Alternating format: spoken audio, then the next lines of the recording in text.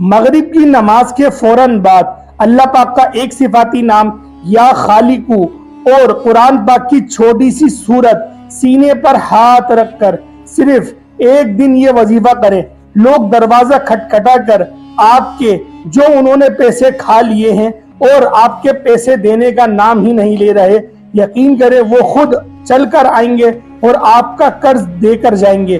اور اگر آپ لوگ خود قرض دار ہیں تو اللہ پاک ایسے اسباب بنا دے گا کہ آپ کے جو مخلص رشتہ دار ہیں یا آپ کے دوست ہیں وہ خود آپ کی مدد کریں گے، کیونکہ میرے بھائیوں اللہ پاک کا جو صفاتی نام ہے یا خالق کو، اے پالنے والے، یہ جو صفاتی نام ہے یہ اسی طریقے سے کر کے دیتا ہے۔ بسم اللہ الرحمن الرحیم۔ محترم ناظرین، آج کا جو وظیفہ میں آپ کی خدمت میں پیش کرنے جا رہا ہوں یہ بہت ہی عظیم صورت کا وظیفہ ہے اور اتنا طاقتور اور مجرب یہ وظیفہ ہے کہ جسے آپ نے نماز مغرب کے بعد کرنا ہے۔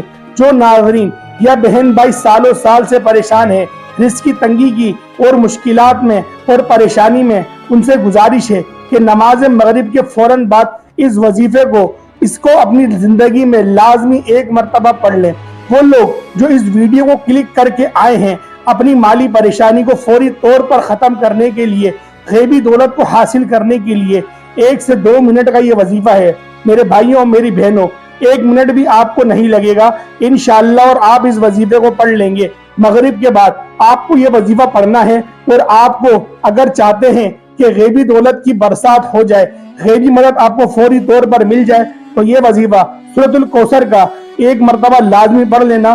لازمی اپنی مشکلات کو ختم کرنے کے لیے، اپنی تمام پریشانیوں کو، جو پیسوں کو لے کر پریشان ہیں، وہ انشاءاللہ اس دولت والی تسبیح کو، اس دولت کی سلطان اور دولت کی جامع تسبیح کو پڑھ کر آپ لوگ اپنی پریشانیوں کو انشاءاللہ العزیز اللہ پاک کے فضل اور کرم سے اور اللہ پاک کی بھیجی ہوئی مدد سے آپ لوگ لازمی اپنی زندگی کو سنوار لیں گے۔ تو میرے بھائیوں، جو میرا بھائی قرض کے اندر دفن ہو چکا ہے، قرض اس کا بال بال پورا ڈبو دیا ہے اور اس کی پوری زندگی نوکری میں ہی گزر گئی ہے، وہ کچھ پیسے بھی جمع نہیں کر پایا، نہ اپنے بچوں کو وہ اچھی زندگی دے پایا اور نہ ہی وہ خود اچھی زندگی جی پایا، تو میرے بھائیوں وہ ایک بار لازمی اس وظیفے کو کر کے دیکھ لے، کیونکہ بعض لوگ ایسے ہوتے ہیں جن کے ماتھے پر اللہ پاک فقر لکھ دیتا ہے، یعنی کہ فقیری لکھ دیتا ہے۔ تو میرے بھائیوں، اگر آپ لوگ چاہتے ہیں کہ اللہ پاک آپ کی پیشانی پر غنی لکھ دے، تو میرے بھائیوں اللہ پاک سے لو لگانے کی ضرورت ہے،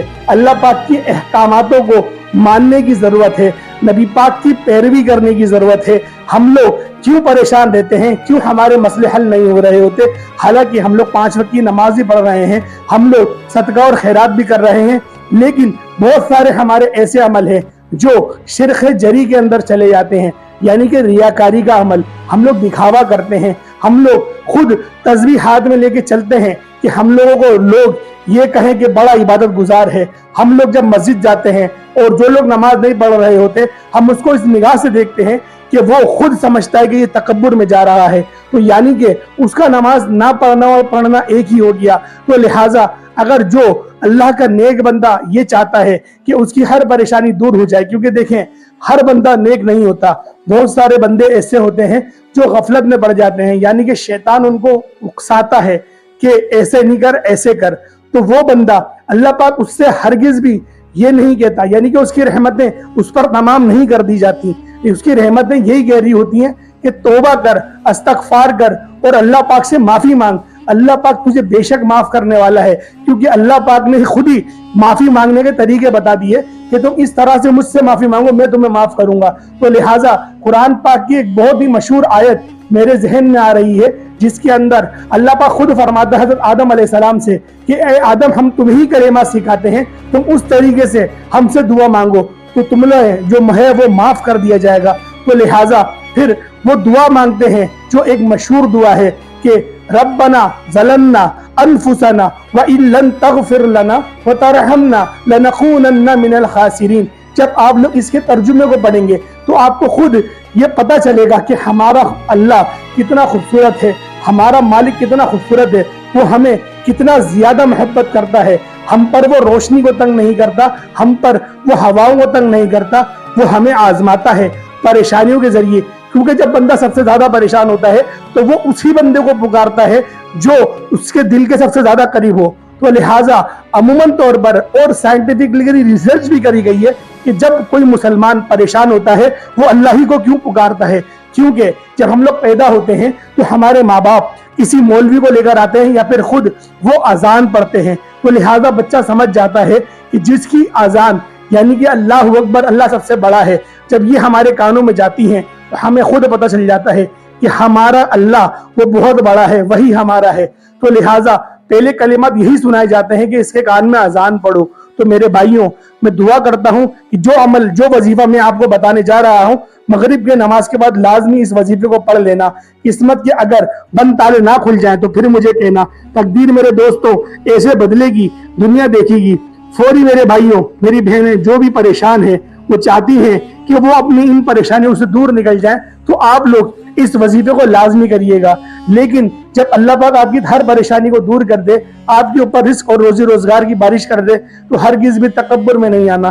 کیونکہ میرے بھائیوں، تکبر وہ واحد شے ہے جو ہماری نیکیوں کو کھا جاتی ہے. تو لہٰذا ہمیں تکبر میں نہیں پڑنا، ہمیں اللہ پاک سے لو لگانی ہے. اللہ پاک سے ہمیں لو لگا کے اللہ پاک سے مانگنا ہے کہ میرے رب ذوالجلال ہمیں عطا کر، ہمیں اتنا عطا کر کہ پھر ہم لوگ کسی اور کے در میں نہ جانے والے بنے. تو لہٰذا عمل کو ملاحظہ کر لیں. عمل کس طریقے سے پڑھنا ہے؟ سب سے پہلے ایک بار درود ابراہیمی پڑھ لیں. اللہم صلی علی محمد وعلی آل محمد کما صلیت علی ابراہیم وعلی آل ابراہیم انک حمید مجید. اللہم بارک علی محمد وعلی آل محمد کما بارکت علی ابراہیم وعلی آل ابراہیم انک حمید مجید. 3 بار آپ لوگ درود ابراہیمی پڑھ لیں. 3 بار درود ابراہیمی پڑھ لیں. جن میرے بھائیوں کو درود ابراہیمی نہیں آتا وہ درود ابراہیمی سیکھیں. میرے بھائیوں، ہرگز بھی آپ لوگ دوسرا درود بے شک پڑھ سکتے ہیں، اس میں کوئی ممانعت نہیں ہے، لیکن ہر مسلمان کو درود ابراہیمی لازمی زبانی یاد ہونا چاہیے، کیونکہ یہ وہ درود ہوتا ہے جس کو ہم لوگ نماز کے اندر بھی پڑھتے ہیں. تو لہٰذا 3 بار درود ابراہیمی پڑھ لیں. اور اس کے بعد آپ لوگوں نے سورۃ الکوثر 129 مرتبہ پڑھنی ہے. 129 ٹائمز آپ نے سورۃ الکوثر پڑھنی ہے. اور اس کے بعد اللہ پاک کا یہ صفاتی نام یا خالقو، اس کو 313 مرتبہ پڑھنا ہے. 313 مرتبہ آپ لوگ پڑھیں گے. اس طریقے سے یا خالقو یہ 1 ہوا، یا خالقو یہ 2 ہوئے، یا خالقو یہ 3 ہوئے. اس طریقے سے آپ پڑھیں گے. اور اس کے بعد صرف 21 مرتبہ 21 ٹائمز آپ لوگوں نے پڑھنا ہے سبحان اللہ و بحمدہ سبحان اللہ العظیم استغفر اللہ. یہ 1 بار ہوا. سبحان اللہ و بحمدہ سبحان اللہ العظیم استغفر اللہ، یہ 2 دفعہ ہوا. سبحان اللہ و بحمدہ سبحان اللہ العظیم استغفر اللہ، یہ 3 دفعہ ہوا. اس طرح سے آپ لوگوں نے 21 مرتبہ 21 ٹائمز آپ لوگوں نے پڑھنا ہے. انشاءاللہ العزیز اللہ پاک آپ کی ہر پریشانی کو ایسے ختم کر دے گا کہ گویا آپ کے اوپر کوئی پریشانی آئی ہی نہیں تھی. تو لہٰذا امید کرتا ہوں جو آج کا یہ عمل ہے وہ آپ کے سمجھ میں آ گیا ہوگا. سب سے پہلے آپ لوگوں نے 3 بار درود ابراہیمی پڑھنا ہے. اس کے بعد 129 مرتبہ آپ لوگوں نے سورۃ الکوثر پڑھنی ہے. اس کے بعد 313 مرتبہ اللہ پاک کا یہ صفاتی نام یا خالقو یہ پڑھنا ہے. اور پھر آپ لوگوں نے 21 مرتبہ سبحان اللہ و بحمدہ سبحان اللہ العظیم استغفر اللہ یہ پڑھنا ہے. اور اس کے بعد دوبارہ سے 3 مرتبہ آپ لوگ درود ابراہیمی پڑھ لیں گے. پھر آپ لوگ اللہ پاک کے حضور آپ لوگ دعا مانگیں گے. دعا مانگنے کا ایک خاص طریقہ ہے، وہ آپ کو بتلا دیتا ہوں. سب سے پہلے آپ لوگ سورۃ الفاتحہ پڑھیں گے اور پھر آپ لوگ دعا مانگیں گے یا رب ذوالجلال میری ہر پریشانی کو دور فرما. اور جو آپ پہلے امت کے لیے آپ لوگ دعا مانگیں، اس کے بعد اپنے والدین کے لیے، پھر رشتہ داروں کے لیے دعا مانگیں.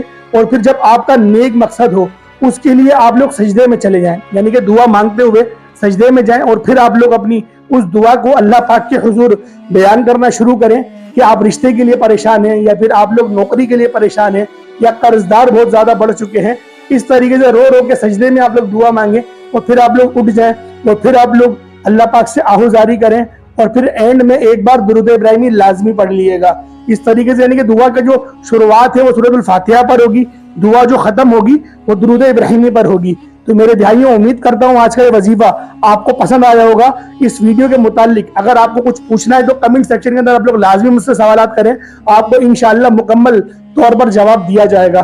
ویسے میں نے ہر چیز کو بہت زیادہ ڈیٹیل میں آپ کو بتایا گیا ہے کہ آپ لوگ کس طریقے سے اس عمل کو کر سکتے ہیں اور آپ لوگ کس طرح سے اللہ پاک کو راضی کر سکتے ہیں۔